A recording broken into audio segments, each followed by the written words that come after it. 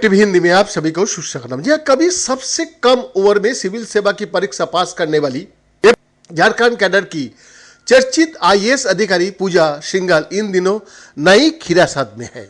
प्रवर्तन निदेशालय ईडी ने उन्हें मई 2022 में गिरफ्तार किया था। कोर्ट में पेश चार्जशीट में ईडी ने उन पर कई गंभीर आरोप लगाए थे। इसके बाद सरकार ने उन्हें निलंबित कर दिया।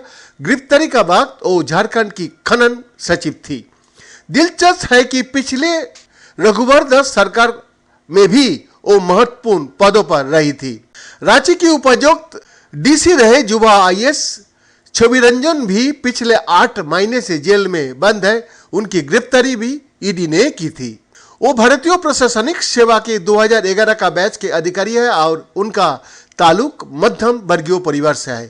केंद्रीय जांच एजेंसी ईडी ने अपनी अलग अलग चार्जशीट में इन दोनों अधिकारियों पर कई गंभीर आरोप लगाया है। ये मामला अभी अदालत में विचाराधीन है। गिरफ्तारी से पहले ईडी का अधिकारियों ने इन अफसरों से घंटे तक पूछताछ की थी। ईडी ने झारखंड का एक और आईएएस अधिकारी रामनिवास यादव के आवास पर पिछले दिनों सर्च ऑपरेशन चलाया था। अब उन्हें पूछताछ के लिए ईडी दफ्तर बुलाया गया है। झारखंड सरकार का एक ताजा फैसले के मुताबिक राज्यों के अधिकारी अब बाहरी एजेंसियों का समन पर सीधे हाजिर नहीं हो सकेंगे। वो इन एजेंसियों को सीधे सीधे कोई दस्तावेज भी नहीं सौंप सकेंगे। इसके लिए उन्हें एक तय प्रक्रिया यानी कि एसओपी से गुजरना होगा। इसके बाद ही ये तय किया जाएगा कि बाहरी एजेंसियों को किस तरह से सहयोग करना है या नहीं है। ये सारी प्रक्रिया मंत्रिमंडल सचिवालय और निगरानी विभाग द्वारा कानूनी परामर्श के बाद संपन्न कराया जाएगी। उन्हें सरकार ने इस काम के लिए नोडल एजेंसी बनाया है। मुख्यमंत्री हेमंत सोरेन की अध्यक्षता में 9 जनवरी को शाम हुए इस साल की पहली कैबिनेट बैठक में ये महत्वपूर्ण निर्णय लिया गया है। झारखंड कैबिनेट ने इसी बैठक में इसकी एसओपी को भी मंजूरी दे दिया गया। इसका प्रस्ताव मंत्रिमंडल सचिवालय और निगरानी विभाग ने ही तैयार किया था। इसके विभागीय मंत्री के तौर पर मुख्यमंत्री हेमंत सोरेन ने इस पर पहले ही सहमति दे दी थी।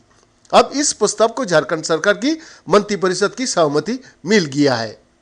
मंत्रिमंडल की बैठक के बाद जारी प्रेस बयान में हेमंत सोरेन सरकार ने कहा है कि एजेंसियों के समन से भ्रम की स्थिति बन जाती है।